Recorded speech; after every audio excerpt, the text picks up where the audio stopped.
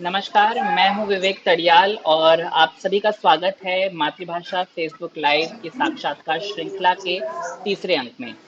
चर्चा हेतु आज हमारे बीच मौजूद हैं best selling novel I love you और इश्क मुबारक के लेखक एवं पत्रकार श्री कुलदीप राघव जी। मैं संपूर्ण मातृभाषा परिवार की ओर से और इस लाइव कार्यक्रम में जुड़ने वाले प्रत्येक पाठक की ओर से आपका इस साक्षात्कार में हार्दिक स्वागत करता हूं। बहुत बहुत शुक्रिया विवेक भाई, यहाँ मुझे अपने साक्षात्कार श्रृंखला में बुलाने के लिए। और उम्मीद है कुछ दिलचस्प बातचीत हम और आप मिलकर करेंगे। बिल्कुल। तो आज जो है हमारी चर्चा का विषय है नवलेखन, बेस्ट सेलर एवं पुरस्कार। ये तीन टॉपिक्स को हमने जो है आज यहाँ कंबाइन किया है और इस पर हम यहाँ पर चर्चा करेंगे। लेकिन चर्चा की शुरुआत से पहले हम आइए कुछ जान लेते हैं कुलदीप जी के विषय में। तो कुलदीप जी जो हैं उत्तर प्रदेश के बुलंदशहर जिले के खुर्जा में इनका जन्म हुआ है और ये वहाँ से संबंध रखते हैं और एक प्रसिद्ध पत्रकार और युवा पीढ़ी के लेखक हैं। कुलदीप जी ने माननीय प्रधानमंत्री श्री नरेंद्र मोदी जी पर अपनी पहली पुस्तक नरेंद्र मोदी एक शोध लिखी और तत्पश्चात उन्होंने best seller I love you और अमेजन नंबर 1 बेस्ट सेलर इश्क मुबारक भी लिखी है। वर्तमान में कुलदीप जी टाइम्स नाउ हिंदी से जुड़े हैं एवं पूर्व में दैनिक भास्कर और अमर उजाला के साथ भी काम कर चुके हैं। कुलदीप जी की बात करें तो इनको जो है 100 inspiring author of year award, star personality award, साहित्य शिव कुमार गोयल स्मृति पुरस्कार और मदन मोहन मालवीय पत्रकारिता पुरस्कार से भी सम्मानित किया जा चुका है। तो ये हम सभी का यहाँ पर सौभाग्य है कि आप आज हमारे साथ यहाँ पर जुड़े हुए हैं और हम आशा करते हैं कि ये जो चर्चा रहेगी ये बहुत ही एक अच्छी चर्चा रहेगी जिसमें जितने भी प्रश्न हमें आते हैं हम कोशिश करेंगे कि सभी जो हमारे दर्शक हैं उनके प्रश्नों का यहाँ पर उत्तर हो।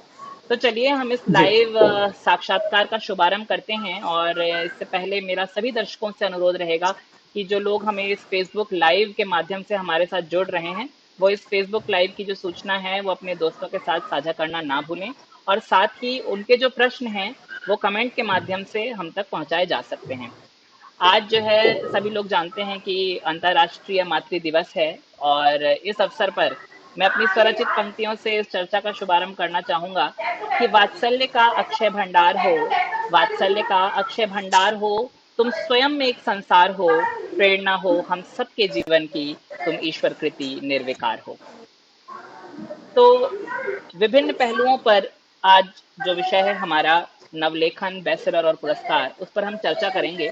कुछ प्रश्न जो हैं वो हमें पाठकों से पहले प्राप्त हुए हैं और मैं फिर से सभी पाठकों से जो हमारे साथ लाइव में जुड़ रहे हैं उनसे निवेदन करूंगा कि वो अपने जो प्रश्न हैं वो कमेंट के माध्यम से हम तक पहुंचा सकते हैं। तो कुलदीप जी, सबसे पहला प्रश्न आज के साक्षात्कार का हमारा यही होगा, जो हमारा टॉपिक है जिसका पहला शब्द है नवलेखन।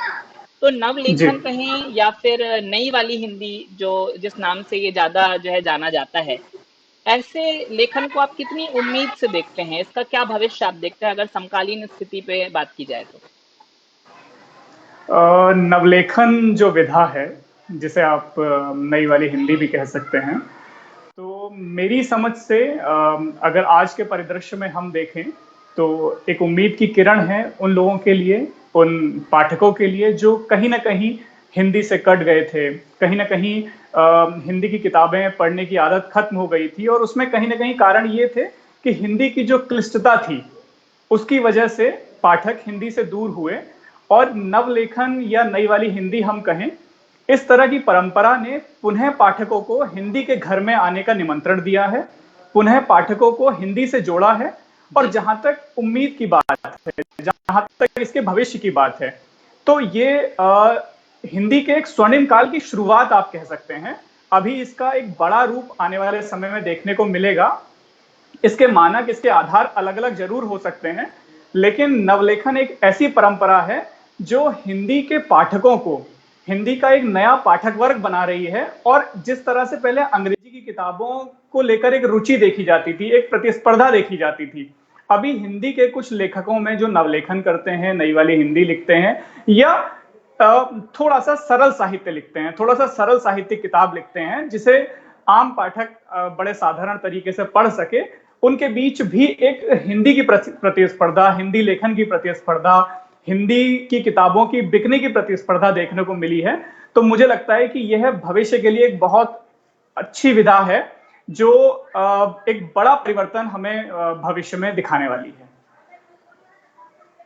तो कहीं ना कहीं आप जो है बहुत उम्मीद भरी नज़रों से जो है नई वाली हिंदी को या नवलेखन को देखते हैं, लेकिन कई लोगों का यहाँ पर ऐसा मानना है कि जो पिछला साहित्य है, चाहे स्वतंत्रोत्तर युग का साहित्य हो, चाहे प्रगतिवाद हो, छायावाद हो, और जो समकालीन साहित्य है, ऐसे में जो नई वाली हिंदी है वो कहीं ना कहीं उसमें उसकी जो रचनाएं हैं उसमें लोगों को साहित्यिक पुट जो है वो कम नजर आता है, या यूं कहें कि कभी कभी जो प्रयुक्त शब्दावली होती है वो साहित्यिक दृष्टि से उतनी उतनी ज्यादा जिम्मेदार नहीं लगती। तो इस पर आपके क्या विचार हैं कि जो नए लेखक आ रहे हैं या जो लिखना शुरू कर रहे हैं या जो आने वाले हैं, उनको आप इस विषय में क्या कुछ संदेश देना चाहेंगे? बिल्कुल विवेक विवेक भाई, दरअसल परिवर्तन प्रकृति का नियम है, ये मैं नहीं, बहुत सारे लोग कह चुके हैं और हर व्यक्ति इसको स्वीकार करता है। जो चाहे छायावाद का साहित्य रहा हो, या हम इसको उस तरीके से देख लेते हैं कि 70 साल बनाम 7 साल, तो जो पिछले 70 साल का साहित्य है वो हमारी नींव है, वो हमारी रीढ़ है, और उसको नकारा नहीं जा सकता है। उसने भारतीय साहित्य को बहुत समृद्ध बनाया है, पूरे विश्व भर में उसकी लोकप्रियता है। लेकिन आज की जरूरत को देखते हुए, आज के समाज की जरूरत को देखते हुए, हमें नवलेखन की आवश्यकता महसूस होती है। तो पिछले 7 8 10 सालों में जो नवलेखन किया गया है, जो मेरे जैसे समकालीन लेखकों ने लिखा है, उस नवलेखन से हम जो हिंदी के पाठक हैं, एक कोशिश रहती है कि उनके अंदर एक आदत पैदा हो, उनके अंदर एक आदत बने हिंदी की किताबें पढ़ने की। तो पहले नवलेखन की जो थोड़ा सा सरल सहज वाली हिंदी वाली किताबें हैं, वो उन किताबों को पढ़ें, और उसके बाद इन 7 सालों से वो 70 साल की तरफ जाएं, और जो हमारी नींव वाला साहित्य है, जिससे हमारे कदम मजबूत हैं, जिससे हमारे पैर समृद्ध हैं, वो उस दिशा में जाएं। तो एक तरीके से मैं अगर आपको सीधी सीधी भाषा में समझाऊं, तो जैसे एक घर का निर्माण होता है, तो घर के लिए जितना महत्वपूर्ण उसकी नींव होती है, उतना ही महत्वपूर्ण उसके लिए कंगूरा होता है। कंगूरा मतलब जो उसकी साज सज्जा का सामान है। तो एक तरीके से जो पुराना साहित्य है वो हमारी नींव है। तो हम एक तरीके से इस नवलेखन के माध्यम से पाठकों को अपने घर में, यानी हिंदी के घर में बुलाना चाहते हैं, और फिर जब वो घर में आएगा तो फिर हम हर तरह का साहित्य उसको परोसने की कोशिश करेंगे। बिल्कुल। और और जहां तक बात है कि नवलेखन साहित्य की दृष्टि से समृद्ध नहीं है, तो ऐसा नहीं है। ये समाज की आवश्यकता है, और आज जो लिखा जा रहा है, मेरे जैसे, मैं और मेरे जैसे जो समकालीन लेखक लिख रहे हैं, वो वास्तव में समाज की आवश्यकता है। हाँ, कुछ चीजों से मैं असहमत हो सकता हूँ, जैसे मेरी अगर किताबें आप देखते हैं, आई लव यू और इश्क मुबारक, तो वो आपको बहुत संजीदा कहानियां उनमें आपको मिलेंगी, लेकिन उसमें जो संवाद हैं, उन संवादों में आपको कहीं गालियां देखने को नहीं मिलेंगी, कहीं अप्रिय भाषा देखने को आपको नहीं मिलेगी। तो मैं थोड़ा सा व्यक्तिगत रूप से इस चीज का विरोधी हूं कि अगर हम लेखन कर रहे हैं, तो जब आपके नाम के साथ कार शब्द जुड़ जाता है, यानी कलाकार, जी। कहानीकार, पत्रकार, या किसी भी तरह से, तो आपकी जिम्मेदारी थोड़ा समाज के प्रति बढ़ जाती है। आप चाहे नवलेखन कर रहे हैं, चाहे बहुत गंभीर साहित्य लिख रहे हैं, वो आने वाले कई वर्षों तक जीवित रहेगा, आने वाली कई पीढ़ियां उसको पढ़ेंगी। तो थोड़ी सी ये नैतिक जिम्मेदारी हमारी बढ़ जाती है कि हम अपने पाठकों को क्या परोस रहे हैं। तो मैं व्यक्तिगत तौर पे उसका थोड़ा विरोधी रहता हूं कि किताबों में गालियों का प्रयोग है, किताबों में अप्रिय भाषा का प्रयोग है, या कुछ ऐसे विषय जो जानबूझ के मनोरंजन के लिए डाले जाते हैं। मैं थोड़ा व्यक्तिगत रूप से उसका विरोधी रहता हूं। साहित्यिक दृष्टि से अगर उसमें बहुत ज्यादा कठिन शब्दों का इस्तेमाल, या बहुत ज्यादा क्षेत्रीय शब्दों का इस्तेमाल ना किया जाए तो भी चलेगा, लेकिन हम ऐसा साहित्य लिखें, जो हम ऐसी कहानियां लिखें, ऐसी भाषा लिखें जो आने वाले कई पीढ़ियां उसको पढ़ें और अपने पास सहेज के रखें। बिल्कुल, कहीं न कहीं आप भी इस बात से सहमत हैं कि भई जो एक साहित्यिक मर्यादाएँ हैं, उनको हमें जो है अपनी भाषा में, अपने लेखन में ज़रूर जो है रखना चाहिए। और बिल्कुल आज का जो साहित्य है या जो पुराना साहित्य है, उसमें कोई जो है हम कोई कंपैरिज़न एक तरीके का नहीं कर सकते। दोनों बहुत अलग-अलग हैं और अपने में अपनी विशेषताएँ लिए हुए हैं। तो ऐसे में जी। हम अगले सवाल की तरफ यहाँ पर बढ़ते हैं। आपकी जो पहली पुस्तक है, जिसका हमने पहले भी ज़िक्र किया, जिसका नाम है नरेंद्र मोदी एक शोध। तो क्या ये एक शोध पत्र है? और दूसरा सवाल इसके साथ जुड़ा हुआ हम ये रखेंगे कि भई जैसे लेखन है, लेखन में रिसर्च का, शोध का एक अपना विशेष महत्व होता है। हम किसी भी विषय पर लिखें, हम पाठकों पर भी शोध करते हैं और विषय पर भी शोध करते हैं। तो आपकी ये जो पुस्तक है नरेंद्र मोदी एक शोध, इस पर इसमें आपने शोध के लिए किन किन तरीकों का, किन किन चीजों का उपयोग किया है, उस पर अगर आप थोड़ा प्रकाश डालें। विवेक भाई, अगर हम थोड़ा सा पुरातन काल में जाते हैं तो चीजों को ग्रहण करने के दो तरीके हुआ करते थे, अध्ययन और देशाटन। तो या तो कुछ चीजों को अध्ययन से सीखा जाता था, बंद कमरे में, आश्रम में, गुरु की शरण में, या देशाटन के माध्यम से बहुत सारी चीजें सीखी जाती थी। नरेंद्र मोदी एक शोध पुस्तक जिस दौरान लिखी गई थी, मैं अमर उजाला में पत्रकार था और गुजरात के मुख्यमंत्री तत्कालीन नरेंद्र मोदी जी, और उनकी रैलियां और उनके इर्द गिर्द की चीजें कवर करने का जिम्मा मेरे ऊपर हुआ करता था। तो लगभग 2-2.5 महीने 3 महीने के इस अंतराल के दौरान उनके साथ बहुत सारी चीजें उनके साथ रह के जो देखी गई, और देशाटन यानी पूरे देश भर में जो 15-20 रैलियां उनकी हुई थी, विजय संखनाद रैली, विजय संकल्प रैली, उन सभी के माध्यम से जो चीजें मेरे पास आई, जो जानकारियां मैंने जुटाई, उन जानकारियों के माध्यम से उनको अखबार में छापना संभव नहीं था, क्योंकि वो इतनी ज्यादा जानकारियां थी और जिसे लोग जानना चाहते थे, जिसमें लोगों की दिलचस्पी थी। तो मुझे लगा कि ये अखबार में छापना इन सब चीजों को संभव नहीं हो पाएगा, क्योंकि अखबार के अपने स्पेस की और जगह की मर्यादाएं होती हैं और वहां सीमाएं होती हैं। तो तब कोई किताब लिखने जैसा कोई विचार नहीं था, तो मुझे लगा कि इस चीज को एक जगह संकलित किया जाए। तो नरेंद्र मोदी एक शोध किताब का नाम तो बाद में तय हुआ था, पहले उनके बारे में जो समस्त जानकारी थी उसको मैंने एक जगह कंपाइल किया, और वो लगभग 200 पेज के आसपास पूरा जो चिट्ठा था वो बनके तैयार हुआ।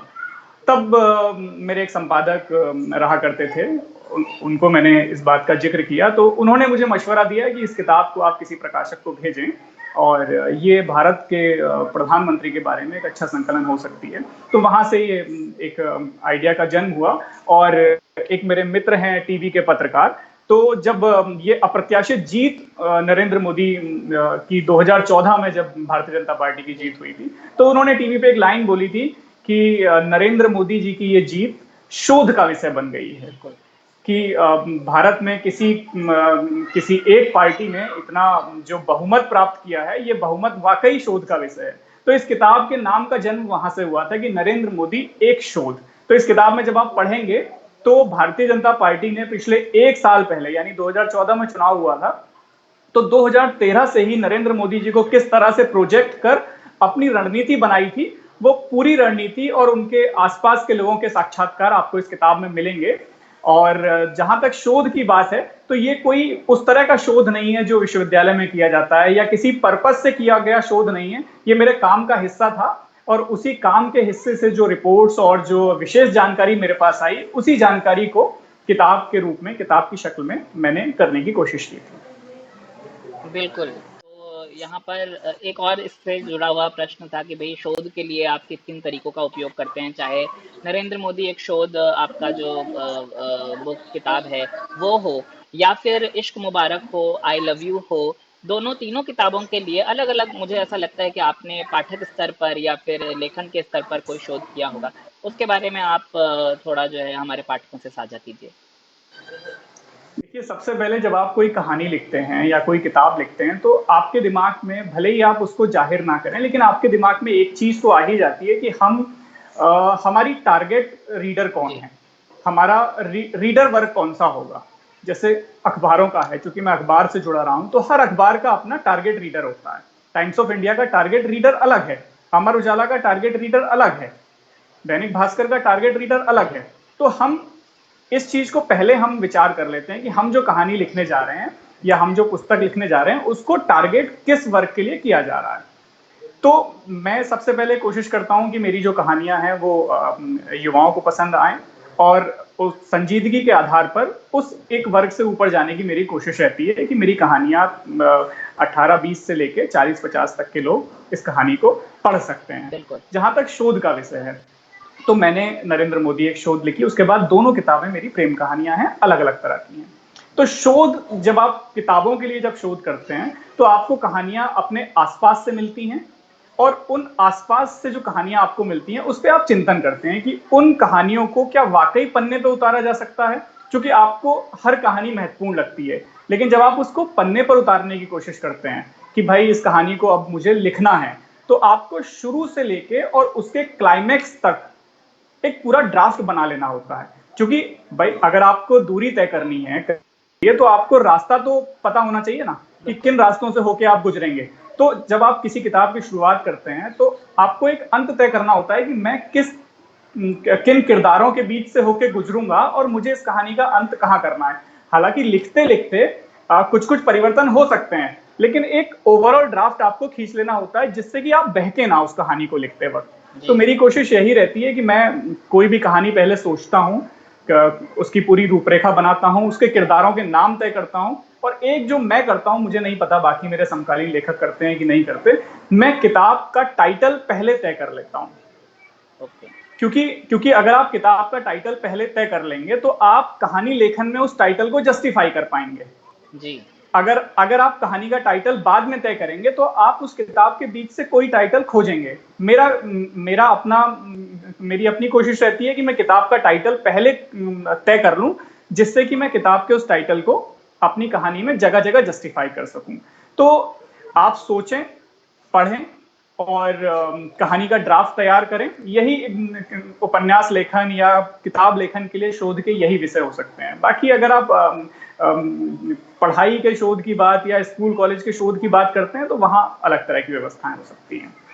बिल्कुल, तो कहीं ना कहीं एक रूपरेखा पहले से बना लेना, अपने पाठक वर्ग को समझना, ये बहुत ज़्यादा ज़रूरी है किसी भी लेखन के लिए। और जैसा आपने बताया, आप पहले ही जो है अपना जो भी आप लिखने वाले हैं उसका टाइटल आप पहले ही, शीर्षक पहले ही आप जो निर्धारित कर लेते हैं, ताकि आप भटके ना कहीं, और उसको जस्टिफाई करने की भी कोशिश करते हैं, जो कि बिल्कुल सही है। क्योंकि जो भी पाठक है वो किताब जब देखता है, किताब का टाइटल देखता है, तब उसके मन में एक विचार आता है कि इसे पढ़ा जाए या ना पढ़ा जाए। तो कहीं ना कहीं अगर जो टाइटल में है वही किताब में मिलता है तो वो अपने आप में एक बहुत ही अच्छी बात है। यहाँ पर काफ़ी लोग जो है हमारे साथ लाइव के माध्यम से जुड़ रहे हैं, और हमें कुछ प्रश्न भी लाइव के माध्यम से प्राप्त हुए हैं। प्राची प्रतीक गुप्ता जी जो है आपको लिख रही हैं कि जब आप कहानी की विषय वस्तु का चुनाव करते हैं तो आपका क्या विचार रहता है, आप कैसे जो है विषय वस्तु का चुनाव करते हैं। और साथ ही आपने जैसा कहा था कि भाई जो आम जनता के लिए, आम लोगों के लिए भी जो नवलेखन है वो लिखा जा रहा है, तो वो कह रहे हैं कि बिल्कुल जो है भारी भरकम शब्दों से अच्छा जो है पाठकों को सरल शब्द पढ़ना ज़्यादा पसंद है। तो प्राची जी का ये प्रश्न मैं आपके समक्ष रखता हूँ कि कहानी की विषय वस्तु में आप किस तरह विषय वस्तु का चुनाव करते हैं? मेरी कोशिश रहती है कि मेरी कहानियां समाज के ज्यादा करीब हों, क्योंकि मुझे लगता है कि लेखन जितना समाज के करीब होगा उतना ही ज्यादा सार्थक होगा। आज के समाज में, यानी 2020 में अगर मेरी कोई कहानी पाठकों तक पहुंच रही है तो वो उन पाठकों के साथ रिलीवेंट कहानी होनी चाहिए। मतलब मेरी कोशिश ये रहती है कि आज के दौर में बैठ के मैं 1947 की कहानी ना लिखूं, क्योंकि जिस चीज को मैंने महसूस नहीं किया, जिस चीज को मैंने देखा नहीं है, तो मुझे लगता है कि मैं उसके साथ लिखते वक्त उतना न्याय नहीं कर पाऊंगा जितना न्याय मैं 2014, 2015, 2011 यानी आज के समाज से उस चीज को रूबरू करते हुए अगर मैं लिख पाऊंगा तो मैं ज्यादा न्याय कर पाऊंगा। इसीलिए मेरी कोशिश ये रहती है कि मैं अपने आसपास से किरदार उठाता हूं, अपने आसपास जो चीजें मैं देखता हूं वहां से मैं किरदार उठाता हूं, और उन्हीं किरदारों को अपनी कहानी में फिट करने की और एक काल्पनिक कहानी गढ़ने की कोशिश करता हूं। छोटे छोटे किरदार कहीं से हो सकते हैं, जैसे आई लव यू के अंदर प्राची जी ने आई लव यू भी पढ़ी है और इश्क मुबारक भी उन्होंने पढ़ी है, तो अगर उन्होंने स्नेहा के किरदार पे ध्यान दिया हो तो हमारे आसपास तमाम स्नेहा के किरदार मिल जाते हैं कि जिन्होंने मोहब्बत की और उसके बाद मोहब्बत में असफलता मिली और जिंदगी में तमाम चीजें दोबारा उसी पटरी पर लौटी हैं और किस तरह से उन्होंने अपना जीवन किया। इश्क मुबारक जैसे किरदार की सब कुछ होते हुए भी कुछ और पाने की चाहत में कितनी जिंदगियां बर्बाद की हैं, हमारे आपके सामने तमाम ऐसे उदाहरण हैं। तो मैं जब कहानी की विषय वस्तु तय करता हूं, जो आपका सवाल है, वो मैं अपने आसपास से लेता हूं, अपने इर्द गिर्द नजर दौड़ाता हूं कि किस किरदार को उठा के हम कहानी लिख सकते हैं। और लेखन में कोशिश रहती है कि जो मेरा लेखन है, मेरी जो लेखनी है, वो आज के समाज के करीब रहे, आज के समाज के साथ उसकी रिलेवेंसी होगी, आज के समाज में क्या हो रहा है। जैसे जब आप इश्क मुबारक पढ़ेंगे, और जिन लोगों ने भी इश्क मुबारक पढ़ी है, तो उसको पढ़ने के बाद वो एक बड़ा जिंदगी का सबक है कि हमारे पास सब कुछ है, घर है, परिवार है, पति है, पत्नी है, बच्चे हैं, सब कुछ है, फिर भी हम कुछ और चाहने की चाहत में भागते रहते हैं। तो वो जो कुछ और पाने की चाहत है वो हमारी जिंदगियों को किस कदर बर्बाद करती है, ये एक कोशिश की गई है इश्क मुबारक में दिखाने की। तो ये हमारे आसपास आजकल हो रहा है। तो जो हो रहा है उसे हम कहानी की शक्ल में दिखाएंगे या उसे हम दिखाने की कोशिश करते हैं, तो मुझे लगता है वो ज्यादा चरितार्थ रहता है। जी। तो अगला एक और सवाल जो है हमारे यहाँ लाइव कमेंट के माध्यम से हमें मिल रहा है, काफ़ी लोग हमारे साथ जुड़ रहे हैं। तो ऐसा ही एक सवाल श्याम जी तिवारी जी जो है आपसे पूछना चाहते हैं कि साहित्य जगत हो या फिर पत्रकारिता, साहित्य जगत हो या फिर पत्रकारिता के लिहाज से उन्हें लगता है कि लोग लिखते समय जो है बात को शायद भूलने लगे हैं कि जो पाठक वर्ग है वो एक साधारण वर्ग है, या फिर उसमें जो है गलतियां काफ़ी ज़्यादा होती हैं, ये त्रुटियां हो सकती हैं जो चाहे स्पेलिंग मिस्टेक्स हों या और किसी तरीके की मिस्टेक्स हों। तो क्या कारण हो सकता है? क्या लोग बहुत जल्दी में हैं कि उन्हें बस कुछ लिख करके परोस देना है, या कहीं ना कहीं गलतियों के पीछे ध्यान नहीं दिया जा रहा है? देखिए, आपका जो सवाल है, श्याम जी तिवारी ने जो सवाल पूछा है, श्याम जी की बात बिल्कुल ठीक है कि देखिए प्रतिस्पर्धा है और हर व्यक्ति इस चीज में लगा है कि उसके हाथ से या उसके तरफ से कुछ ऐसा जल्दी हो जाए कि जल्दी उसको पहचान मिले, ख्याति मिले और लोग उनको जानने पहचानने लगे।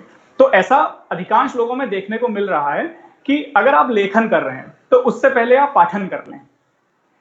ये कमी बहुत लोगों में देखने को मिलती है कि लेखन के प्रति तत्परता है, पाठन के प्रति नहीं है।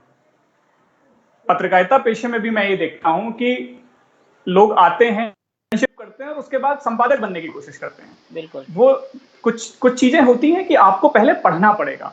तो जैसे मनोज मुंतशिर एक बड़े गीतकार हैं और उन्होंने जश्न रेख्ता में एक बात कही थी कि लिखना पढ़ना भरना है और लिखना छलकना है। पढ़ना भरना है, लिखना छलकना है और बिना भरे छलका नहीं जा सकता। तो ठीक उसी तरह पहले आप पढ़िए फिर आप लिखिए। अगर आप 100 किताबें नहीं पढ़ लेते हैं, अगर आप 150 किताबें नहीं पढ़ लेते हैं, तो आपको एक नई किताब लिखने का कोई हक नहीं है। अगर आपको 100 शेर जबानी याद ना हो जाएं, तो आपको एक नया शेर लिखने का कोई अधिकार नहीं है। तो लेखन के लिए पाठन बहुत जरूरी है। तो श्याम जी ने जो बात कही है कि जो कमियां हो रही हैं, चाहे वो भाषा की कमियां हो, चाहे वो हमारी शब्दकोश की कमी हो कि हम अच्छे शब्दों का इस्तेमाल नहीं कर पा रहे हैं, तो मुझे लगता है कि कहीं ना कहीं उसमें पाठन का अभाव है निश्चित रूप से। और इस चीज को सुधारा जाना चाहिए कि अगर आप लेखन कर रहे हैं तो आप एक अच्छे लेखक बनने से पहले आप एक अच्छे पाठक हों, तब आप बहुत अच्छा लेखन कर पाएंगे, जो कि सदियों तक, जो कि कई पीढ़ियों तक हमारे बीच बना रहेगा। बिल्कुल। और आपने बिल्कुल ठीक कहा कि हर तरीके से एक सक्षम व्यक्ति को, एक सक्षम लेखक को, एक सक्षम पाठक होना भी बहुत ज़्यादा ज़रूरी है। और तभी जो है उनकी लेखनी में वो चीज़ निकल कर के आती है, तभी जो है उससे जो समाज है वो लाभान्वित होता है। तो आगे बढ़ते हुए हम अब जो है नवलेखन से थोड़ा और आगे चलते हैं। नवलेखन से बेस्ट सेलर। तो बेस्ट सेलर का जो ये टैग है ये बिल्कुल आपके साथ जुड़ा हुआ है। आप जो है आपकी किताब एक बेस्ट सेलर रही है, दोनों ही किताबें, बल्कि आपकी इश्क मुबारक हो वो number Amazon number 1 best seller रही है, और जो आई लव यू है वो भी बेस्ट सेलर रही है। तो ऐसे में आपके विचार से प्रकाशन से बेस्ट सेलर तक का जो सफर है, इसके बीच में कौन कौन से महत्वपूर्ण पड़ाव हैं? क्योंकि आप जैसे आप भी जान रहे होंगे कि जितने भी लेखक हैं, जितने भी नए राइटर हैं, रातों रात ख्याति पाने का जो है सपना देखते हैं, और उन्हें लगता है कि आज उनकी किताब मार्केट में आई है तो वो कल ही बेस्ट सेलर हो जाए, या पहला एडिशन जो है वो हाथों हाथ बिक जाए। लेकिन ये प्रकाशन से बेस्ट सेलर के बीच में क्या क्या जो है पड़ाव हैं, उन पर आप थोड़ा प्रकाश डालें। देखिए, प्रकाशन किसी किताब का होना और उसका बेस्ट सेलर होना, जी। ये एक कहने की बहुत छोटी सी बात है, लेकिन एक बहुत बड़ी परंपरा, बहुत बड़ी मतलब क्रिया है ये। जी। सबसे पहले आपको पाठकों का विश्वास जीतना होता है, अपना एक पाठक वर्ग बनाना होता है। जी। अगर आपके पास पाठक वर्ग है और पाठकों का विश्वास है, तो जब आपकी कोई भी लेखनी, जब आपकी कोई भी पुस्तक पाठकों के बीच जाती है, तो उसे बखूबी प्यार मिलता है, बहुत प्यार मिलता है। और वही पाठकों का प्यार आपको कोई भी कीर्तिमान बनवाता है आपसे, चाहे वो बेस्ट सेलर का कीर्तिमान हो, चाहे सर्वाधिक बिकने का कीर्तिमान हो, चाहे सर्वाधिक लोकप्रियता का कीर्तिमान हो। ये पाठकों के हाथ में ही है, ये किसी तरह से किसी अन्य स्रोत के हाथ में नहीं है, ये सिर्फ और सिर्फ पाठकों के हाथ में है। अगर पाठक चाहेंगे, अगर पाठकों का आपके ऊपर विश्वास है और आपकी लेखनी में दम है, तभी आप बेस्ट सेलर तक पहुंच पाएंगे, अन्यथा इसके अलावा कोई और दूसरा कोई रास्ता है नहीं। तो मुझे लगता है कि अगर आप लेखन करते हैं तो सबसे पहले आपको अपने लेखन पे ध्यान देना चाहिए। ये ध्यान देने की आवश्यकता नहीं है कि आप लिख रहे हैं और आपको बेस्ट सेलर बनना है या बेस्ट सेलर बनने के लिए लिख रहे हैं। आप लिखिए, पाठकों के दिल में उतरिए, पाठकों का विश्वास जीतिए, आप स्वयं बेस्ट सेलर बन जाएंगे। देखिए, अमेजन के पास एक बेस्ट सेलर का ठप्पा है, दैनिक जागरण के पास एक बेस्ट सेलर का ठप्पा है, कई बुक स्टोर्स के पास अपने बेस्ट सेलर के ठप्पे हैं और कई प्रकाशन की अपनी बेस्ट सेलर किताबें होती हैं। तो किसी ठप्पे को प्राप्त करने की बजाय आपका फोकस होना चाहिए कि हमें पाठकों का विश्वास जीतना है, पाठकों के दिलों में उतरना है, क्योंकि मुझे लगता है कि पाठकों के प्यार से बड़ा कोई बेस्ट सेलर नहीं है। आई लव यू किताब लगभग 2 साल पहले वो किताब आई थी और उस किताब को लेकर आज भी प्रतिक्रियाएं प्राप्त होती हैं। आज भी लोग मैसेज करते हैं कि आपकी किताब तीसरी चौथी बार पढ़ रहे हैं और कई चीजें उसकी शेयर की जाती हैं किताब की। तो मुझे ऐसा लगता है कि आपका लेखन कितने लंबे समय तक जिंदा रहता है।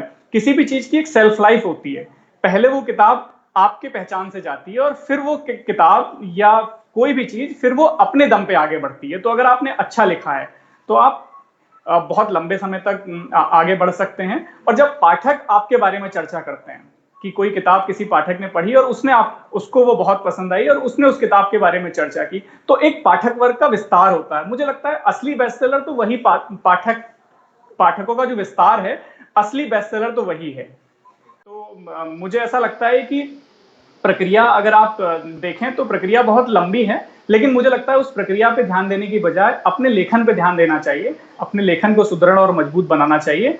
बेस्ट सेलर जैसी चीजें, अगर आप पाठकों का विश्वास जीत गए, पाठकों के दिलों में उतर गए, आपका लेखन पाठकों को पसंद आ गया, तो बेस्ट सेलर बनने से और आपको आगे बढ़ने से कोई नहीं रोक पाएगा। बिल्कुल। और यहाँ पर एक सवाल जो मेरे मन में यहाँ पर अभी उपजा है कि बेस्ट सेलर का, जैसे आपने बताया, हर कोई अपने अपने तरह से जो है बेस्ट सेलर बताता है। अमेजन अपना उसका एक बेस्ट सेलिंग के मापदंड होंगे, या फिर अमर उजाला है, दैनिक जागरण है, या कोई विशेष प्रकाशन है, उसके अपने बेस्ट सेलिंग मापदंड हैं। तो ऐसे में बेस्ट सेलर किसको कहा जाए? क्या ये कॉपीज के बिकने से या रिलेटेड है, या फिर ये पाठक वर्ग तक ज्यादा पहुंचने से रिलेटेड है? कब किस किताब को कहा जाए कि हाँ, ये किताब एक बेस्ट सेलिंग किताब है? देखिए, अगर बेस्ट सेलर, सिर्फ बेस्ट सेलर टर्म को हम समझना चाहते हैं विवेक जी, तो बेस्ट सेलर का मतलब है सर्वाधिक बिकने वाली किताब। अमेजन का जो गणित है वो हम अगर उस पर प्रकाश डालने की कोशिश करें तो अमेजन से एक अकाउंट से हम 2 ही किताब खरीद सकते हैं। अगर आप इश्क मुबारक खरीदना चाहते हैं अपने अकाउंट से, तो आप एक अकाउंट से 2 ही इश्क मुबारक खरीद सकते हैं, तीसरी इश्क मुबारक आप उस सेम अकाउंट से नहीं खरीद पाएंगे। तो उसके ये लिमिटेशंस हैं, ये रोकने के लिए, ताकि कोई अनाधिकृत बाइंग ना करे और अनाधिकृत बेस्टसेलर बनने की कोशिश ना करे। तो अमेजन पे अलग अलग अकाउंट से सर्वाधिक बिकने वाली किताब को बेस्टसेलर कहा जाता है। कोई भी किताब जब रिलीज होती है तो 90 दिन तक उसकी रैंकिंग, बेस्टसेलर रैंकिंग रहती है 90 दिन तक। और अमेजन हर महीने की पहली तारीख को अमेजन बेस्ट रीड के अंतर्गत 50 किताबों की लिस्ट जारी करता है जो पिछले महीने सर्वाधिक बिकी हैं। तो उन किताबों में अगर आपकी किताब 3 महीने रहती है और जब आपकी किताब की बुकिंग शुरू होती है, उस बुकिंग के आधार पे एक रैंकिंग मिलती है, फर्स्ट, सेकंड, थर्ड, फोर्थ। तो अगर आप टॉप 100 में हैं, टॉप 50 में हैं, और फिर आप टॉप 10 में, टॉप 5 और 1 नंबर पे पहुंचते हैं, जिस तरह से इश्क मुबारक पहुंची है, तो आपको ऑफिशियली अमेजन बेस्टसेलर का टैग मिलता है, जिसे आप आगे अपनी किताब के अगले संस्करणों में इस्तेमाल भी कर सकते हैं। इसका फंडा थोड़ा और समझने की जरूरत है। अगर आपकी कोई किताब 50 पे है और एक कोई किताब 45 पे है, तो इसका फंडा है कि इन दोनों किताबों के बीच का अंतर बहुत ज्यादा नहीं होगा, 4 या 5 किताबों का अंतर होगा 45 में और 50 में।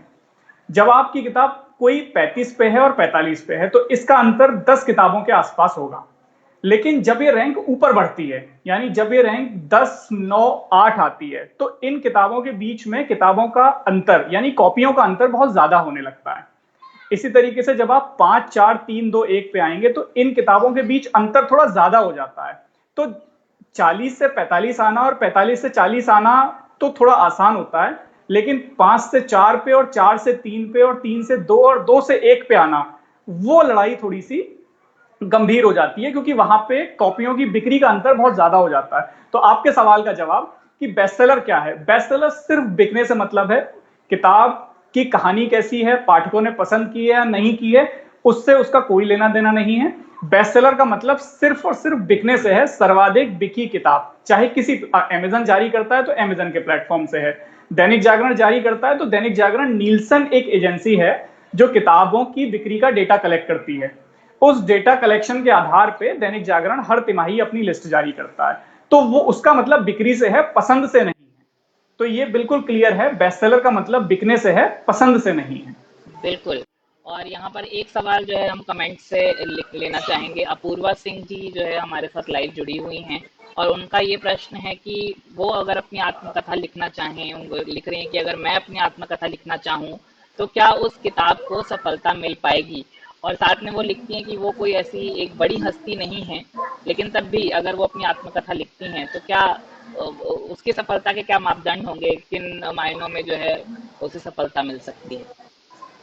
देखिए अपूर्वा जी, आपका सवाल जो है उसका जवाब सीधा सीधा ये है कि हर व्यक्ति के जीवन में कुछ ऐसी घटनाएं होती हैं, चाहे वो अच्छी हो, चाहे वो सकारात्मक हो, नकारात्मक हो, या जीवन के दुख दर्द सुख जो भी हैं, आप चाहते हैं उनको पन्नों पर उतारना। लेकिन लिखने में कोई बुराई नहीं है, आप लिखिए। लेकिन जहां तक उसके प्रकाशन की बात है और उसके बिकने की बात है, प्रकाशन के लिए और बिकने के लिए, आत्मकथा के मामले में दोनों ही चीजों में आपका बड़ा होना, आपका एक व्यक्तित्व होना बहुत जरूरी है। अगर मैं आज पहली बार आपसे रूबरू हो रहा हूं और मुझे कहीं दिखेगी आपकी किताब की अपूर्वा सिंह की बायोग्राफी है, अपूर्वा सिंह की आत्मकथा है, तो मुझे थोड़ा सोचना पड़ेगा उसको खरीदने के बारे में, या किसी भी पाठक को सोचना पड़ेगा। लेकिन अगर वहीं पे प्रियंका चोपड़ा की बायोग्राफी रखी है तो जाहिर सी बात है कि प्रियंका चोपड़ा की बायोग्राफी के बारे में सोचना नहीं है खरीदने के बारे में, या प्रियंका चोपड़ा को लेकर कोई एक नई जानकारी जुटाने की जरूरत नहीं है। उनकी जिंदगी में जानने की दिलचस्पी सबको होगी। इसी तरह से जो लोग सेलिब्रिटी हैं या जो लोग बड़े राजनेता हैं, उनकी जिंदगियों में झांकने की लोगों को शौक होता है। इसीलिए आत्मकथा क्या होती है, बेसिकली लोग अपनी जिंदगी खोल के रखते हैं, और वो इसलिए खोल के रखते हैं कि लोग उनकी जिंदगी में झांकें।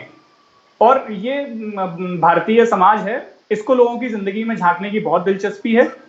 तो आपकी जिंदगी में लोग झांकें, आपकी जिंदगी में झांकने के लिए लोग दिलचस्पी दिखाएं, उसके लिए आपका कुछ होना जरूरी है। मेरे हिसाब से आप लिखना चाहती हैं आप लिखें, लेकिन अभी जब आप लिखने बैठेंगी तो आप पता नहीं अपनी जिंदगी के किन पहलुओं को लिखेंगी। मुझे लगता है कि थोड़ा सा वक्त दीजिए और कुछ ऐसा करके लिखिए कि लोगों को आपकी जिंदगी में झांकने में दिलचस्पी हो, प्रकाशक आपकी जिंदगी को छापने में दिलचस्पी लें और पाठक आपकी जिंदगी को पढ़ने में दिलचस्पी लें। बिल्कुल, आपने बिल्कुल ठीक कहा कि कहीं न कहीं जब आप एक आत्मकथ्य पढ़ना चाहते हैं या आत्मकथ्य खरीदने के लिए जाते हैं, तो हम ये ज़रूर देखते हैं कि आत्मकथ्य किसका है, क्या वास्तव में इस जीवन से कुछ प्रेरणा ली जा सकती है या नहीं। तो इन कुछ विषयों पर आपने अपने विचार रखे। यहाँ पर प्राची प्रतीक गुप्ता जी जो है आपसे एक प्रश्न करना चाह रही हैं कि चूंकि ज्यादातर जो पाठक वर्ग है वो युवा है, क्या यही कारण है कि आपने जो है इश्क मुबारक और आई लव यू, ये जो दो नॉवल लिखे हैं, इसलिए आपको शायद इसमें लिखने की प्रेरणा मिली, क्योंकि जो पाठक वर्ग है वो युवा वर्ग है और आप जो है युवा पाठक वर्ग के एक प्रतिनिधि के रूप में जो है आज लेखन के जो जगत है उसमें विख्यात हैं।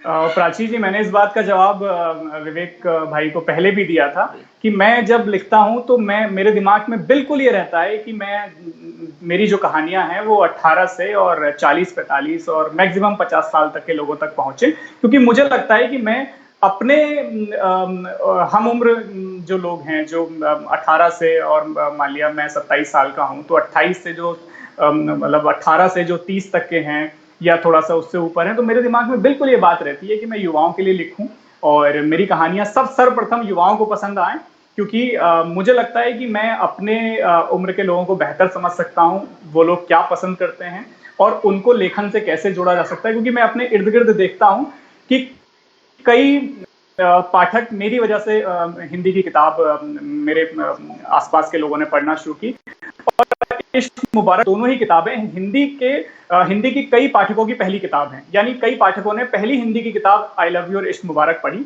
तो मुझे लगता है ये मेरे लिए ज्यादा बड़ी उपलब्धि है और मैं कहीं ना कहीं कुछ नए पाठक हिंदी से जोड़ पाने में सफल हो रहा हूँ, खासकर युवाओं को हिंदी से जोड़ पा रहा हूँ। तो मुझे लगता है कि ये मेरे लिए उपलब्धि है और मेरे दिमाग में निश्चित ये बात होती है कि मैं युवाओं का प्रतिनिधित्व करूं, मैं युवाओं के लिए कहानियां लिखूं, क्योंकि मुझे लगता है कि युवाओं को दिशा देना बहुत जरूरी है। और इश्क मुबारक अगर आपने पढ़ी हो तो उसमें जो सीख मिलती है वो सीख तो युवाओं के लिए बहुत महत्वपूर्ण सीख है। तो बिल्कुल आपका सवाल बिल्कुल ठीक है कि मैं युवाओं के लिए कहानी ध्यान में रख के लिखता हूँ। बिल्कुल। एक जो है यहाँ पर हमारे साथ प्रशांत उपाध्याय जी जुड़ रहे हैं, और प्रशांत जी ने काफी एक संजीदा सवाल यहाँ आपके समक्ष जो है रखा है कि चाहे प्रिंट मीडिया हो या इलेक्ट्रॉनिक मीडिया हो, जैसे आप जो है मीडिया से जुड़े हुए हैं, पत्रकारिता से जुड़े हुए हैं, तो इसमें पत्रकारिता विशेषकर जो हिंदी पत्रकारिता है उसके गिरते स्तर पर वो थोड़े से सवाल करना चाह रहे हैं कि इसके बारे में आपके क्या विचार हैं, कि क्या वास्तव में जो पत्रकारिता है, चाहे हिंदी पत्रकारिता की अगर बात करें, तो उसमें शब्द विशेष को लेकर के जिस तरीके से देखने में मिलता है कि भाई कई बार ऐसे शब्दों का चुनाव जो है आम जनता के लिए शायद किया जाता होगा जो कहीं कम स्तर के शब्द हैं, तो इस पर आपके क्या विचार हैं? साथ ही एक आम नागरिक जो है वो इस पर क्या कर सकता है, उसके लिहाज से वो क्या करे? देखिए, जो सवाल है वो एक तो कुछ स्पष्ट उस तरह से नहीं हो पा रहा है कि वो वास्तव में पूछना क्या चाह रहे हैं। गिरता स्तर जिस तरह से वो बात कर रहे हैं, तो मुझे लगता है कि हिंदी पत्रकारिता के जिस तरह से वो गिरते स्तर की बात करें तो अखबारों में तो उस तरह का नहीं है। अखबारों में दोनों मैंने अमर उजाला में 5 साल 5.5 साल काम किया है, दैनिक भास्कर में भी मैंने काम किया है कुछ वक्त के लिए, और दैनिक जागरण का मैं पाठक रहा हूँ बचपन से। तो मुझे लगता है कि इन तीनों अखबारों की अगर मैं बात करूं तो इन तीनों अखबारों के यहाँ अपनी शब्दावली है। दैनिक जागरण में रुपए कैसे लिखना है, अमर उजाला में रुपए कैसे लिखना है, इसको लेकर भी शब्दावली गठित है। आईआईटी कैसे लिखना है, इसको लेकर भी हर अखबार में शब्दावली गठित है। तो मुझे लगता है कि शब्दावली जब हर अखबार की अपनी अलग है तो कमियों की गुंजाइश बहुत कम रहती है, और कोई भी खबर है, कोई भी रिपोर्ट है, तो वो 3-4 लेवल की स्क्रीनिंग के बाद प्रकाशन के लिए जाती है। और अगर प्रकाशन तक भी कोई कमी नजर आ जाती है कि प्रकाशन तक कोई शब्द गलत छप गया है, तो प्रकाशन में मशीन रोकने का भी प्रावधान है। और जो एल्यूमिनियम की प्लेट बनती है प्रकाशन के लिए, छपाई के लिए, वो एक एक पन्ने को छापने के लिए 4 प्लेट बनती है, CMY के, सियान, येलो, मैजेंटा और की कलर यानी ब्लैक। एक अखबार का पेज 4 प्लेट से छपता है, तो चारों प्लेट तोड़ने का प्रावधान है कि नई प्लेट बनाइए। अगर एक शब्द भी गलत हो गया, जैसे एक बार उदाहरण के लिए मैं बताता हूं, 2014 की जगह 2004 छप गया था लोकसभा चुनाव के दौरान। लोकसभा चुनाव 2014 की जगह लोकसभा चुनाव 2004। तो आप यकीन मानेंगे कि चलती हुई मशीन को रुकवाया गया था, और उस मशीन को रुकवा करके चारों प्लेट टूटी थी और नई प्लेट तैयार होकर नया अखबार प्रिंट हुआ था। तो आप सोच सकते हैं कि अखबार बहुत संजीदा रहते हैं अपनी शब्दावली को लेके, अपने शब्दकोश को लेके। तो मुझे लगता है कि कोई, हाँ, अगर आप कुछ पत्रकार विशेषों की बात कर रहे हैं और अगर आप कहीं दूर दराज की रिपोर्ट की बात कर रहे हैं कि उनमें हल्के शब्दों का इस्तेमाल है, तो वहां फिर वही बात आ जाती है कि जो पत्रकार पहुंच रहे हैं वो जल्दी विख्यात होना चाहते हैं, जल्दी प्रख्यात होना चाहते हैं, बिना पढ़े, बिना और लोगों को पढ़े वो ये मान लेते हैं कि हमें सब आता है। ठीक वैसे ही जैसे कई लेखक बिना किताब पढ़े, बिना किताबें पढ़े अपनी किताब लिखना चाहते हैं, ये जान के कि हम क्या पढ़े, हमें तो सब आता है। तो ठीक उसी तरह से मुझे लगता है कि आपका जो सवाल है, इन्होंने जो पूछा है, वो वहां ठीक हो सकता है, पर किसी तरह से स्तर गिर रहा है, वो बात थोड़ा सा मेरे लिए पचाने लायक बात नहीं है। बिल्कुल। तो आगे जो है हम अपने साक्षात्कार को बढ़ाते हैं, जैसे हम लेखन की बात कर रहे थे, हम बेस्ट सेलर होने की बात कर रहे थे। ऐसी स्थिति में क्या जो लेखन है वो प्रचार की विषय वस्तु है? इस पर आप क्या अपने विचार रखना चाहेंगे कि जो लेखन है वो मतलब किस स्तर पर उसका प्रचार किया जाना चाहिए? क्या उसको वास्तव में एक कमोडिटी के तौर पर, एक प्रचार की कोई वस्तु के तौर पर देखा जाना चाहिए? उस पर आपके विचार। देखिए, जाहिर सी बात है विवेक भाई कि अगर इश्क मुबारक मैंने लिखी है, आई लव यू मैंने लिखी है, तो मैं उस किताब के बारे में बेहतर बता पाऊंगा। जी। ठीक है, पहली बात। ठीक उसी तरह से कि अगर कोई उत्पाद निर्माता है और उसने अगर उत्पाद बनाया तो वो अपने उत्पाद के बारे में बेहतर बता पाएगा। बाबा रामदेव हो, चाहे एमडीएच के मालिक महाशय धर्मपाल सिंह हो, वो अपने विज्ञापन में क्यों आते हैं स्वयं? क्योंकि उनको पता है कि उनका जो फेस है, उनकी जो चीजें हैं, वो अपने उत्पाद के बारे में बेहतर बता सकते हैं। बाबा रामदेव अपने हर उत्पाद की, अधिकांश उत्पादों का प्रचार खुद ही करते हैं। तो मुझे लगता है कि लेखक अगर किताब लिख रहा है या लेखक ने कुछ लिखा है, तो उसे अपने उत्पाद के प्रचार करने में पहले तो कोई आपत्ति नहीं होनी चाहिए। आज से कुछ साल पहले की बात छोड़ दें तो बीते 5-10 सालों में ये परिवर्तन देखने को मिला है कि आज लेखक अपनी किताबों का प्रचार करते हैं और हर स्तर पे जाके करते हैं। बीते पुस्तक मेले का मुझे याद है, मैं स्वयं पुस्तक मेले में 9 दिन दफ्तर से छुट्टी लेके मौजूद था रेड ग्रेप के स्टॉल पर। मेरी तरह कई अन्य लेखक पूरे 9 दिन, पुस्तक मेला रहता है, पूरे 9 दिन मौजूद थे। तो लेखक की मौजूदगी स्टॉल पे होना उसकी किताब को उसके स्टॉल पे सर्वाधिक बिकने की गारंटी देता है। आप रेड ग्रेप के साथ डेटा ले सकते हैं कि अगर रेड ग्रेप के स्टॉल पे मैं 9 दिन मौजूद था तो इश्क मुबारक और आई लव यू उनके यहां से बिकने वाली सर्वाधिक किताबें थी। तो इसी तरह से, और क्योंकि अगर आप वहां नहीं होंगे, अपनी किताब का प्रतिनिधित्व करने के लिए आप वहां नहीं होंगे, तो जाहिर सी बात है कि उनकी सेल प्रभावित होती है। इसी तरह से आपने लिखा बहुत अच्छा लेकिन किसी को दिखाया नहीं तो वो बिकेगा नहीं। उसके बारे में चर्चा होना बहुत जरूरी है। इसके लिए एक और अच्छा तरीका यह है कि जब आपकी किताब आती है या जब आपकी कोई किताब आती है, तो जब आपके बारे में लोग चर्चा करते हैं, जैसे Ishq Mubarak I love you I, I love you लोगों तक पहुंची, तो मेरी गुजारिश लोगों से होती थी कि अमेज़न पे रिव्यू तो करने की गुजारिश सभी लेखक करते हैं। मेरी गुजारिश, और क्योंकि मैं बिल्कुल नवोदित लेखक था और बिल्कुल नया नया था, प्रतिष्ठित भी नहीं था, लोग मुझे जानते भी नहीं थे, तो मेरी गुजारिश रहती थी कि वो किताब पढ़ें और उस किताब के बारे में 2, 4, 5 लाइन की एक टिप्पणी अपने सोशल मीडिया हैंडल पे लिखें और अपने मित्रों को बताएं। तो अगर एक व्यक्ति ने वो किताब खरीदी और उसने अपने सोशल मीडिया पर लिखा और वहां उसके 500,000 मित्र हैं, तो जाहिर सी बात है कि उस किताब का जिक्र 500,000 लोगों तक पहुंच गया। और जब उस जिक्र को मैंने शेयर किया, मैंने साझा किया, तो मेरे 5,000 मित्रों तक पहुंच गया। इसी तरह से एक कड़ी बनती गई और उस कड़ी का जो परिणाम है, उस कड़ी का परिणाम मुझे इश्क मुबारक किताब के लॉन्चिंग के समय देखने को मिला कि ये किताब 4 दिन के भीतर अमेज़न पर नंबर 1 बेस्टसेलर थी, जिसने हिंदी ही नहीं अंग्रेजी के कई दिग्गज लेखकों को पीछे करने वाली ये किताब रही थी।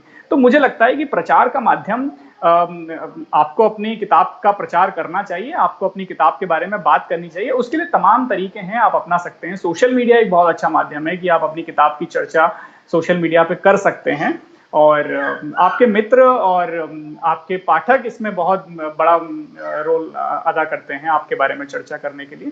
तो मुझे लगता है कि प्रचार की विषय वस्तु है तो इसमें कोई बुराई नहीं होनी चाहिए और इस बात को उन लेखकों को भी स्वीकार कर लेना चाहिए जो कहीं ना कहीं इस बात को गलत ठहराते हैं कि भाई ये जो नए नवेले लेखक हैं आजकल, नवलेखन वाले, ये तो अपनी किताब बेच रहे हैं। तो और मैं आपको बताऊं, जो लोग इस बात से आपत्ति जताते हैं ना विवेक जी कि भाई किताब को बेचने, ये लोग किताब बेच रहे हैं, तो उन्हीं लोगों के बाद में फेसबुक पे संदेश आते हैं कि भाई हमारी किताब के बारे में भी 2 शब्द लिखिए। तो आप समझ सकते हैं कि चीजें कहाँ तक पहुंच गई हैं। नवलेखकों के पास ये संदेश आना कि हमारी किताब के बारे में भी थोड़ी सी चर्चा करिए, ये बहुत बड़ी चीज है। और आज जमाना बदल रहा है और हर चीज का प्रचार है। आज मदर्स डे है, तो हम सब ने मदर्स डे किस तरह से मनाया है आप जानते हैं। 2 सोशल मीडिया पोस्ट डालनी है, फिर व्हाट्सएप का स्टेटस लगाना है, हैप्पी मदर्स डे। तो सब चीजें आफ्टर ऑल सब प्रचार की चीजें हैं जी। तो हमें अपनी किताब का प्रचार करने में कोई आपत्ति नहीं होनी चाहिए और मुझे लगता है किसी को भी इससे कोई आपत्ति नहीं होनी चाहिए।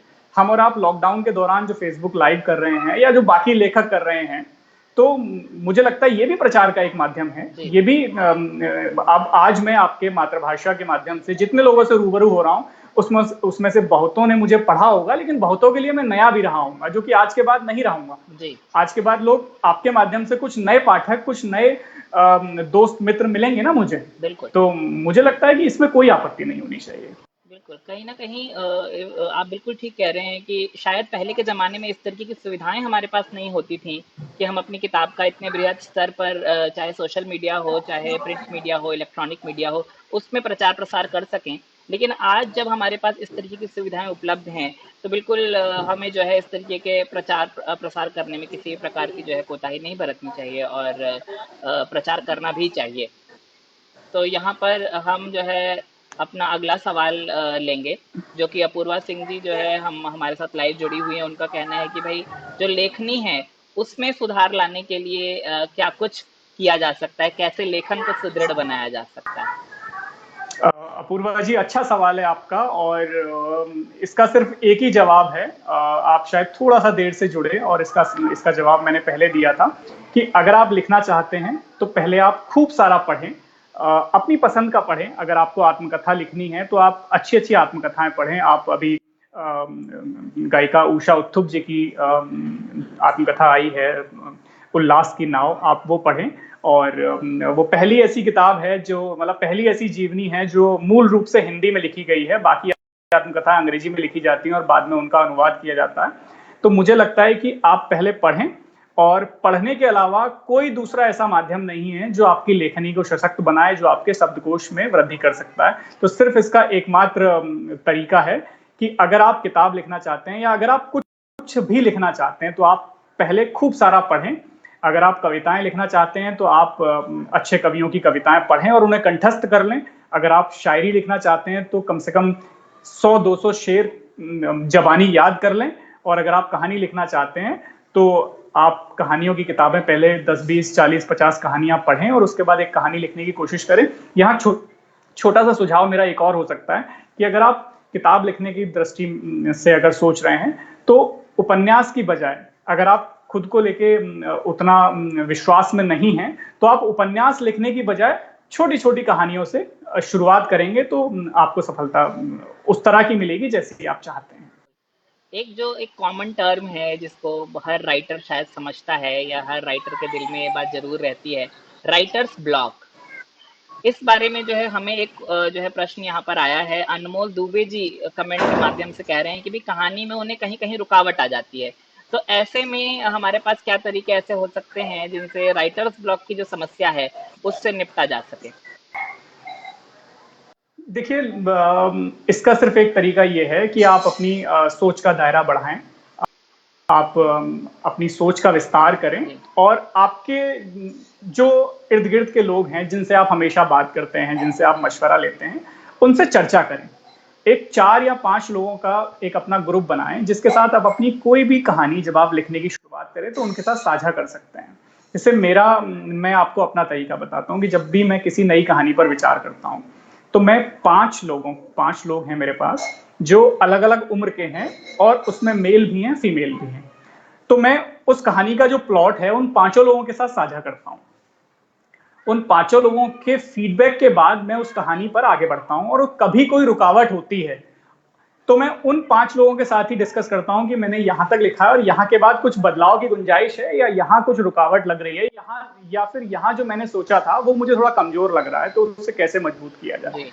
तो मुझे लगता है कि एक बढ़िया तरीका ये हो सकता है कि आप खुद सोचें, सोच का दायरा बढ़ाएं, उस कहानी पे आगे बढ़ने की बजाय, 2 दिन दें और ढंग से सोचें कि उसके आगे क्या लिखा जाए और ये समस्या आपको क्यों आ रही है। तो मुझे ऐसा लगता है कि जितना ज्यादा आप सोचेंगे, आंख बंद करके सोचिए, जहां आपने लिखना बंद किया उसके आगे सोचने की कोशिश करिए, और आपको जरूर उससे आगे की कहानी मिल जाएगी। चर्चा करिए और सोचिए, यही 2 तरीके हैं। बिल्कुल। तो जैसा आपने हमें पहले भी कहा कि भई एक अच्छे लेखक होने के लिए एक अच्छा पाठक होना बहुत ज़्यादा ज़रूरी है। तो प्राची प्रतीक गुप्ता जी एक कुछ अपना सवाल लेकर के हमारे साथ उपस्थित हुई हैं कि भई लेखन में पढ़ना अगर बहुत ज़्यादा ज़रूरी है, तो पढ़ने के लिए आप कौन-कौन से लेखक हैं जिनको आप सजेस्ट करेंगे एक व्यक्ति को कि भई अगर आप पढ़ने की शुरुआत करना चाह रहे हैं, तो आप किस लेखक को पढ़ें? अगर आप काफ़ी ठीक-ठाक आपने पढ़ा है, फिर आपको कौन से लेखकों को पढ़ना चाहिए? इस पर आपके कुछ विचार? देखिए देखिए, ये सबके अपनी रुचि का विषय हो सकता है। जैसे मुझे रोमांस जॉनर में लिखता हूँ, आई जी। लव यू भी प्रेम कहानी है, इश्क मुबारक भी प्रेम कहानी है, तो ये रोमांस जॉनर है। तो अगर आपको रोमांस जॉनर पसंद है, हिंदी में पसंद है, तो हिंदी में रोमांस और माइथो जो जॉनर है वो बहुत कम लिखा जा रहा था। फुल फ्लैश तरीके से रोमांस हिंदी में नहीं लिखा जा रहा था, जिसकी जो मैंने लिखने की कोशिश की है। और माइथो, कई लेखक हैं, आशुतोष गर्ग हैं, इस तरह के कई लेखक हिंदी में लिखने की कोशिश कर रहे हैं। तो इन दोनों पे तो बहुत कम काम हो रहा था, बाकी कहानियां तो हिंदी में तमाम हैं। आप शुरुआत किसी से भी कर सकते हैं, लेकिन ये आपके अपने इंटरेस्ट का विषय है। जैसे अपूर्वा थी, अपूर्वा अगर आत्मकथा की बात कर रही थी तो उनको आत्मकथा में इंटरेस्ट है तो वो आत्मकथा से अपनी शुरुआत कर सकती हैं। अगर प्राची जी की बात है तो अब मैंने देखा है कि वो नवलेखन के कई लेखकों की किताबें पढ़ चुकी हैं। तो अगर आपका इंटरेस्ट नवलेखन में है तो हर 3 महीने में किसी एक नए लेखक की किताब आती है, आप उन्हें पढ़ सकते हैं। और अगर आप पुराने साहित्य की तरफ जाती हैं तो आप पुराने साहित्य को पढ़ सकते हैं। मैत्रेयी पुष्पा को आप पढ़ सकते हैं, राजेंद्र सिंह की कहानी आप पढ़ सकते हैं। अगर आपको कविताएं पसंद हैं तो महादेवी वर्मा, सूर्यकांत त्रिपाठी, निराला आप पढ़ सकते हैं। और अंग्रेजी के लेखक अगर आपको पसंद हैं तो आप अमीश को पढ़ सकते हैं, देवीदत्त पटनायक को आप पढ़ सकते हैं। माइथो पढ़ना चाहती हैं तो आशुतोष गर्ग को पढ़ सकती हैं। आप नए लेखकों की जहां तक बात है तो भगवंत अनमोल को आप पढ़ सकती हैं, नवीन चौधरी को आप पढ़ सकती हैं, अणुशक्ति सिंह को आप पढ़ सकती हैं। ये नए लेखक हैं। प्रभात रंजन जी को आप पढ़ सकते हैं। तो मुझे लगता है कि, लेकिन फिर वही कि आप अपनी रुचि के हिसाब से तय करें कि आप किस विषय की कहानियां पढ़ना चाहती हैं, क्या पढ़ना चाहती हैं। अन्यथा मेरी फहरिस्त तो बहुत लंबी है। मैं तो चेतन भगत का भी सुझाव दूंगा कि आप पढ़ें और ये जानें कि वो व्यक्ति क्या लिखता है, जो वो हिंदुस्तान का एकमात्र ऐसा लेखक है जो सर्वाधिक बिकने वाला लेखक है। और जो हिंदुस्तान ने मोहब्बत उसको नवाजी है, वो मुझे नहीं लगता कि बाकी किसी लेखक को मिली होगी। हालांकि उनके नाम पर कोई किसी तरह का पुरस्कार दर्ज नहीं है, बावजूद उसके उनको जो मोहब्बत मिली है, मुझे नहीं लगता कि हिंदुस्तान में किसी और लेखक को मिली होगी। तो आप उनको भी पढ़ें। अजय के पांडे को आप पढ़ सकते हैं। रोमांस अगर आपको पसंद है तो आप अजय के पांडे को पढ़ सकते हैं। और अगर आप और अंग्रेजी में पढ़ना चाहती हैं तो कामिनी कुसुम को आप पढ़ सकते हैं। बिल्कुल। तो तमाम लेखक हैं तो आपने जिनकी मुझे लग रहा है किताबें वास्तव में आपकी फहरिस्त जो है बहुत लंबी है, और ये आपने जितने भी सुझाव यहाँ पर दिए हैं, मुझे लगता है कि प्रश्न पूछने के लिए जो है जिन्होंने ये प्रश्न पूछा है, प्राची प्रतीक गुप्ता जी, उन्हें उनका जवाब जरूर मिला होगा। यहाँ पर लोग जो है कुछ आपकी आने वाली किताब और इस पर भी कुछ सवाल पूछ रहे हैं कि भाई आपकी अगली किताब जो है कब दर्शकों को, पाठकों को देखने के लिए मिलेगी। और साथ ही ये भी कि आपने अभी तक 2 उपन्यासों की अगर बात करें तो 2 उपन्यास आपने लिखे हैं, आई लव यू और इश्क मुबारक। तो क्या कोई कहानी संग्रह भी आपके मन में है कि आप लाने वाले हैं, या फिर अगला जो जो भी कृति होगी वो क्या होगी? जहां तक अगली किताब का विषय है तो मैंने एक कहानी लिखने की शुरुआत की है और मैं एक कहानी लिख रहा हूं। और अगर मैं लेखन के स्तर की बात करूं तो साहित्यिक दृष्टि से वो इश्क मुबारक और आई लव यू से 2 पायदान ऊपर है। जानबूझ के मैं थोड़ा सा उसको साहित्यिक दृष्टि से मजबूत कह सकते हैं आप, साहित्यिक दृष्टि से सुदृढ़ उसको मैं लिख रहा हूँ। और आने वाले 3 महीने में, यानी अगस्त सितंबर तक मैं उसको पूरी कहानी को लिख लूंगा। और आपके माध्यम से ही मैं आज अपने पाठकों को बता दूं कि इस साल तो वो किताब नहीं आ पाएगी। और जैसे मेरी पहले योजना थी कि हर पुस्तक मेला एक नई किताब के साथ आया जाए, तो कोरोना वायरस लॉकडाउन की वजह से मेरा अपना शेड्यूल भी थोड़ा सा बिजी है दफ्तर की वजह से। और मुझे नहीं लगता कि प्रकाशन जगत भी उतना सक्रिय है अभी, तो प्रकाशकों को भी उतना वक्त चाहिए अपनी जो पेंडिंग, ये 3-4 महीने जो पेंडिंग हुए हैं इन किताबों को प्रकाशित करने के लिए, तो मुझे लगता है कि उनको भी थोड़ा वक्त लगेगा। तो हाँ, अगले साल मेरी जो नई किताब है, जिस किताब पर मैं अभी काम कर रहा हूँ, और बहुत संजीदा कहानी है और बहुत अच्छी कहानी लिखने की कोशिश है जो हर उम्र के दर्शकों को पसंद आएगी, ना कि खासकर युवाओं को। अगले साल के मिड में मुझे लगता है कि वो कहानी आप सबके बीच आ जाएगी। और जहां तक कहानी संग्रह की बात है तो मैंने कहानियां लिखी हैं, लेकिन वो कहीं प्रकाशित नहीं हुई हैं। मैंने कहानी लिखकर ही शुरुआत की थी उपन्यास लेखन की, लेकिन कहानियां कहीं प्रकाशित नहीं हुई हैं। अगर सब कुछ ठीक रहा तो अगली किताब के बाद उन कहानियों को कलेक्ट कर और उन कहानियों में कुछ नई कहानियां जोड़कर किसी कहानी संग्रह की तैयारी की जा सकती है। पर अभी कहानी संग्रह लाने का ऐसा कोई विचार नहीं है और अभी किसी कहानी संग्रह पे मैं काम नहीं कर रहा हूँ। मेरी जो अगली किताब है वो भी उपन्यास ही है। जी। तो हमारा जो विषय था बेस्ट सेलर, सॉरी, नवलेखन, बेस्ट सेलर और पुरस्कार, तो अब जो उसका तीसरा भाग है, हम पुरस्कार की तरफ आगे बढ़ते हैं। आपने जो है बहुत सारे जो लोग हैं उनके प्रश्नों के यहाँ पर उत्तर दिए हैं, और हम जो है उसके लिए आपको धन्यवाद भी देते हैं। तो पुरस्कार की जहाँ तक बात है, आप कई पुरस्कारों से सम्मानित किए जा चुके हैं, जैसे मैंने पहले बताया, 100 inspiring author of the year award, चाहे स्टार पर्सनालिटी अवार्ड हो या उसके अलावा मदन मोहन मालवीय पत्रकारिता पुरस्कार। तो ऐसे में आपके विचार में साहित्य में जो पुरस्कार है, क्या लेखन की स्वीकृति की कसौटी है? इस पर आप क्या विचार रखते हैं? ये एक तरह से हम विवेक भाई इसका जवाब देखें तो इसका जवाब भी ठीक बेस्टसेलर की तरह है। पाठकों का प्यार एक तरफ, पाठकों का विश्वास एक तरफ, और लेखन में पुरस्कार एक तरफ। ठीक है, यहाँ दो चीजें होती हैं। बेस्टसेलर आप सर्वाधिक बिकने के आधार पर बन सकते हैं, लेकिन जहां तक पुरस्कार की बात है तो पुरस्कार आपके लेखन की सुदृढ़ता के आधार पे आपको मिलता है, आपके लेखन के आधार पे आपको मिलता है, ना कि बिकने के आधार पे। तो चाहे वो कोई पुरस्कार रहा हो, चाहे वो साहित्य अकादमी पुरस्कार हो, चाहे वो साहित्य अकादमी युवा पुरस्कार हो, चाहे उत्तर प्रदेश सरकार के पुरस्कार हो, चाहे मध्य प्रदेश सरकार के कई नामचीन पुरस्कार हैं, झारखंड बिहार के अपने पुरस्कार, मतलब कोई भी राजकीय पुरस्कार हो या कई संस्थाओं के पुरस्कार हो, तो ऐसा नहीं है कि पुरस्कार लेखन की स्वीकार्यता है। लेखन की स्वीकार्यता तो पाठकों का विश्वास और पाठकों का प्यार ही है। हाँ, इतना जरूर है कि आपके कदम और आपकी कलम को मजबूत करने का काम पुरस्कार करते हैं। और जहां तक ब्रांडिंग की बात है, तो जो ब्रांडिंग शब्द आजकल बहुत पॉपुलर है, और आज हिंदी के लेखकों की भी ब्रांडिंग उसी तरह से हो रही है जैसे अंग्रेजी के लेखकों की एक समय पे हुआ करती थी, और अंग्रेजी के लेखकों की अभी भी होती है। तो पुरस्कार कहीं ना कहीं आपको ब्रांड बनाने का काम करते हैं। जी। आप लेखक होते हैं, बहुत अच्छी बात है, बिकते हैं, बहुत अच्छी बात है, लेकिन जब आपके खाते में बेस्टसेलर, पुरस्कार और इस तरह की स्वीकार्यताएं और इस तरह के आभूषण जब आपके साथ लगते हैं, तो आप एक ब्रांड बनते हैं, और ब्रांड बनने से आपका पाठक वर्ग बढ़ता है और आपका विस्तार होता है, आपका दायरा बढ़ता है। बिल्कुल। और लेकिन यहाँ ऐसा बिल्कुल नहीं है कि जिनके खातों में पुरस्कार नहीं है या जिनकी लेखनी के साथ बेस्टसेलर का कोई टैग नहीं जुड़ा हुआ है तो उनके लेखन की स्वीकार्यता नहीं है, ऐसा कतई नहीं है। लेखन की स्वीकार्यता है, लेखन बहुत अच्छा कई लोग लिखते हैं। अब वही सीधे सीधे है, चेतन भगत बेस्टसेलर हैं, लेकिन चेतन भगत के साथ कोई पुरस्कार नहीं जुड़ा हुआ, उनके नाम के साथ कोई पुरस्कार नहीं है। तो लेकिन चेतन भगत की स्वीकार्यता आप देखिए किस कदर है।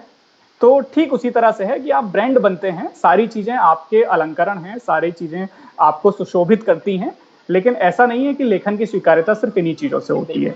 तो ये सब चीजें भी जीवन के लिए आवश्यक हैं, लेकिन उससे पहले लेखन, पाठकों का प्यार, पाठकों का विश्वास। जी बिल्कुल।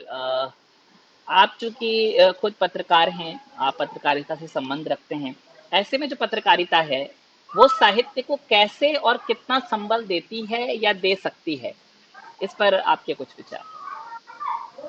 देखिए, पत्रकारिता के लोग जो हैं, पत्रकारिता से जो जुड़े लोग हैं, जब वो लेखन में आते हैं, जब वो कहानी लेखन में आते हैं, उपन्यास लेखन में आते हैं, तो उनके साथ एक जो अहम बात होती है कि उनको ये समझ होती है कि क्या लिखा जाए और क्या पसंद किया जाएगा। क्योंकि जब हम रोजाना खबरों से जूझते हैं और हमारे पास ये चयन करना होता है कि किस खबर को ऊपर लेना है, किस खबर को नीचे लेना है, किस खबर को कितना स्पेस देना है, तो एक ये समझ उन लोगों के साथ जुड़ी होती है कि वो बहुत अच्छे से जानते हैं कि किस खबर को हमें कितना स्पेस देना है, किस खबर को हमें कितना पढ़ाना है। तो ये उनको, वो पाठकों के मन मस्तिष्क को पढ़ लेते हैं। तो जो पत्रकारिता के लोग होते हैं, वो लेखन में जब आते हैं तो वो बहुत अच्छे से जानते हैं कि उनको क्या लिखना है और वो जो लिखेंगे वो पसंद किया जाएगा कि नहीं। जहां तक साहित्यिक मजबूती की बात है, तो पत्रकारिता पेशा ही इस तरह का है, भाषाई पेशा है बेसिकली, कि जहां आपकी भाषा मजबूत होती है, और अगर आपकी भाषा मजबूत है तभी आप उस पेशे में हैं। तो बिल्कुल निश्चित रूप से ये बात कही जा सकती है कि जो पत्रकारिता जगत के लोग हैं वो साहित्यिक दृष्टि से मजबूत होते हैं। तो जब वो लेखनी में आते हैं, चाहे वो कहानी लेखन हो, उपन्यास लेखन हो, चाहे वो कविताएं कहना हो, उनमें साहित्यिक झलक दिखती है, और वही साहित्यिक झलक जो है लेखनी को मजबूत करने का काम करती है। यहाँ पर हम जो है हमारा आखिरी सवाल आज का इस साक्षात्कार का हम लेंगे, क्योंकि काफ़ी समय से जो है ये साक्षात्कार चल रहा है, लोग भी यहाँ पर काफ़ी जुड़े हैं, काफ़ी प्रश्नों को जो है यहाँ पर लिया गया है। तो आखिरी सवाल मेरा आपसे ये रहेगा कि ऐसा कौन सा विषय है जिस पर हिंदी में बहुत कम लेखन हुआ है, या यूं कहें कि लेखन से छूट ही गया है? तो आपके विचार से ऐसे कौन से विषय हैं जिन पर अभी शायद और लिखने की आवश्यकता है या और लिखा जा सकता है? देखिए, मैंने अभी बताया कि जो माइथो सीरीज है, माइथोलॉजिकल सीरीज है, उस पे कम लिखा गया है अभी जितना लिखा जाना चाहिए था। मतलब अनुवाद तो खूब हुए हैं।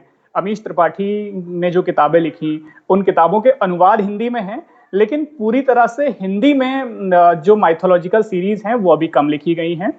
इसी तरह से जो जीवनियां हैं, जो आत्मकथा हैं, वो मूल रूप से हिंदी में कम लिखी गई हैं, अनुवाद उनके ज्यादा हुए हैं।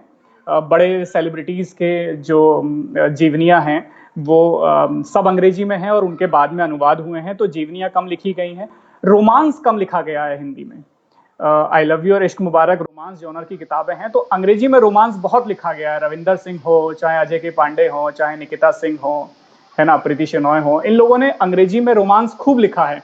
और कई प्रकाशक अंग्रेजी के ऐसे हैं जो सिर्फ रोमांस जॉनर की ही किताबें प्रकाशित करते हैं। लेकिन हिंदी में रोमांस को कम लिखा गया है। हिंदी में कहानियों को कहानियां बहुत लिखी गई, लेकिन फुल फ्लैश तरीके से रोमांस की कहानियां हिंदी में कम लिखी गई हैं।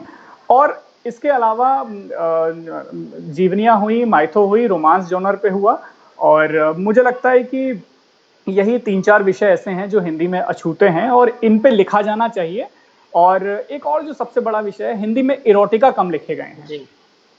अंग्रेजी में जैसे सृष्टि पब्लिकेशंस की हम बात करें, तो सृष्टि पब्लिकेशंस इसकी किताबें अगर आप देखेंगे तो वो इस वक्त इरोटिका की पूरी सीरीज है उनके पास। कम से कम 30-40 किताबें उन्होंने इरोटिका पर रिलीज की हैं। और लेखक लिखते हैं और बिकते हैं, लेकिन हिंदी में इरोटिका कम लिखा गया है।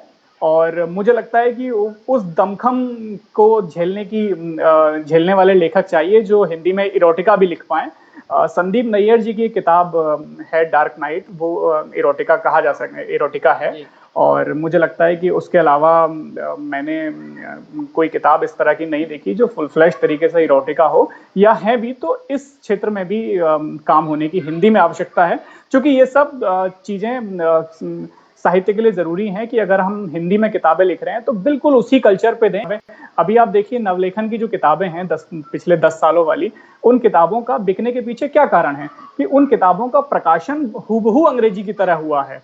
उनके कवर पेज पे काम हुआ है, उनके लेखकों की ब्रांडिंग पे काम हुआ है, उनके छपाई को अंग्रेजीदा अंदाज में किया गया है। तो इसलिए वो किताबें आज मेट्रो में पढ़ी जाती हैं, वो किताबें यूनिवर्सिटीज में कैफे में बैठ के युवा पढ़ते हैं। लोग हाथ में लेके चलने में आज शर्म महसूस नहीं करते। पहले आप देखते होंगे मेट्रो में आपको अंग्रेजी की किताबें हाथ में दिखती थी, हिंदी की किताबें कोई 100 में एक किताब हिंदी की दिखती होगी कि लोग हाथ में लेके चल रहे हैं। लेकिन आज वो चीजें बदली हैं, आज हिंदी की किताबें खूब दिखाई दे रही हैं। तो मुझे लगता है कि जो विषय अंग्रेजी में लिखे जा रहे हैं वो सारे विषय हिंदी में भी लिखे जाने चाहिए। तो इरोटिका अंग्रेजी में भरपूर लिखा जा रहा है, हिंदी में भी उसके अलग अलग पहलुओं पे काम होना चाहिए। और आप देखिए हमने तो कामसूत्र जैसी चीजें दे दी है ना हिंदी में, तो मुझे लगता है कि इरोटिका विषय पे भी लिखा जाना चाहिए। बुरा नहीं है, बहुत सादगी के साथ और बहुत संजीदगी के साथ उसको लिखने की भी आवश्यकता मुझे लगता है हिंदी में होनी चाहिए। बिल्कुल, जैसा आपने कहा कि पूरी सादगी और संजीदगी से इस तरीके के विषयों पर जो है वो लिखा जाना चाहिए। तो हमारा ये जो फेसबुक लाइव साक्षात्कार है ये अब अपने अंतिम पड़ाव पर आ पहुंचा है। मैं आपसे जो है निवेदन करूंगा कि आप क्या एक मैसेज जो है लोगों को देना चाहेंगे जो हमारे साथ इस लाइव में जुड़े, और साथ ही वो लोग जो नवोदित रचनाकार जो लिखना शायद शुरू कर रहे हैं या जिन्होंने लिखना शुरू किया है और अभी उनकी पुस्तकों को आने में समय है, उनके लिए आप क्या एक संदेश हमारे मातृभाषा के इस साक्षात्कार के माध्यम से देना चाहेंगे? देखिए एक बहुत खूबसूरत सी लाइन है कि फटे जूते पहनकर आसमां पे चढ़े थे, फटे जूते पहनकर आसमां पे चढ़े थे, मेरे सपने हमेशा मेरी औकात से बड़े थे। जी। तो जो नवोदित रचनाकार हैं, जो युवा हैं, जो किसी भी क्षेत्र में आगे बढ़ना चाहते हैं, तो हमेशा सपने अपनी औकात से बड़े देखें। जी।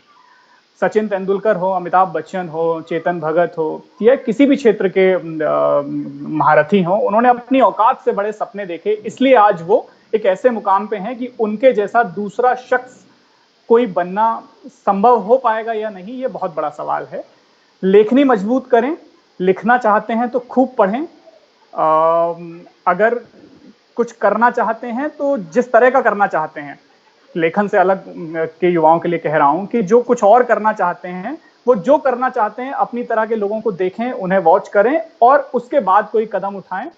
और जो लोग हिंदी से जुड़ना चाह रहे हैं, जो लोग अंग्रेजी की किताबें पढ़ते हैं या जो लोग पढ़ते हैं या पढ़ने की शुरुआत कर रहे हैं, मेरा उनसे एक निवेदन है जो मैं हमेशा जहां भी मंचों पे होता हूं कहता हूं कि 1 महीने में एक हिंदी किताब पढ़ने की आदत डालें। मुश्किल से नवलेखन की जो किताबें हैं या जो आजकल की किताबें प्रकाशित हो रही हैं, मुश्किल से 200 से 250 पेज की किताबें होती हैं। अगर आप ढंग से पढ़ेंगे तो एक हफ्ते में खत्म हो जाती है। लेकिन मैं आपको 1 महीने का समय दे रहा हूं कि आप एक हिंदी की किताब 1 महीने में पढ़ने की आदत डालें, 12 महीने में 12 हिंदी की किताब पढ़ें और अपने आसपास के लोगों को वो हिंदी की किताब पढ़ाएं, जिससे कि हिंदी मजबूत हो, हिंदी सुदृढ़ हो। और आज अंग्रेजी जिस मुकाम पर है, बहुत जल्द हम अपनी इस भाषा को, अपनी हिंदी भाषा को हम उसी मुकाम पर लेके जाएं। तो मेरा आप सबसे यही निवेदन है और मुझे पूरी उम्मीद है कि हिंदी के इस बढ़ते कारवां में आप लोग का भी साथ मिलेगा और बहुत जल्द हिंदी उस मुकाम पर होगा जो उसको होना चाहिए। बिल्कुल, तो मैं एक बारी पुनः जो है आपका हार्दिक धन्यवाद करता हूँ संपूर्ण मातृभाषा परिवार और इस लाइव कार्यक्रम में जुड़े हुए प्रत्येक व्यक्ति की ओर से कि आपने जो है समय निकाल कर इस साक्षात्कार को अपना समय दिया। और साथ ही मेरी आशा भी है कि मातृभाषा परिवार की जो हमारी ये यात्रा है हिंदी के प्रचार प्रसार की, उसमें आपका जो है वैचारिक समर्थन हमें हमेशा प्राप्त होता रहेगा। तो मैं आपका फिर से एक बारी बहुत बहुत धन्यवाद करता हूँ। बहुत बहुत शुक्रिया, धन्यवाद विवेक भाई। और जितने भी लोग, जितने भी मेरे मित्र जुड़े इस साक्षात्कार में और इस वीडियो में हमारे साथ, उन सभी का तहे दिल से शुक्रिया, बहुत बहुत आभार आप सभी का। पढ़ते रहिए, लिखते रहिए और हिंदी के पांव यूं ही मजबूत करते रहिए, इस झंडे को बुलंद करते रहिए। मुझे बहुत मजा आया विवेक आपके साथ बात करके और उम्मीद है कि हम आगे भी कुछ और विषयों पे, कुछ और चीजों पे हिंदी के कारवां को यूं ही बुलंद करते रहेंगे। और सभी को ढेर सारा प्यार, सुरक्षित रहिए, अपने घरों में रहिए और पढ़ते रहिए, लिखते रहिए। बहुत बहुत नमस्कार, बहुत बहुत बिल्कुल। शुक्रिया। और इस फेसबुक लाइव से जितने लोग हमारे साथ जुड़े हैं, जितने पाठक हमारे साथ जुड़े हैं, मैं उनका भी हार्दिक धन्यवाद करता हूँ। और हम फिर मिलेंगे मातृभाषा फेसबुक लाइव साक्षात्कार की अगली श्रृंखला में। तो तब तक के लिए सभी को नमस्कार और शुभ रात्रि। बहुत बहुत नमस्कार।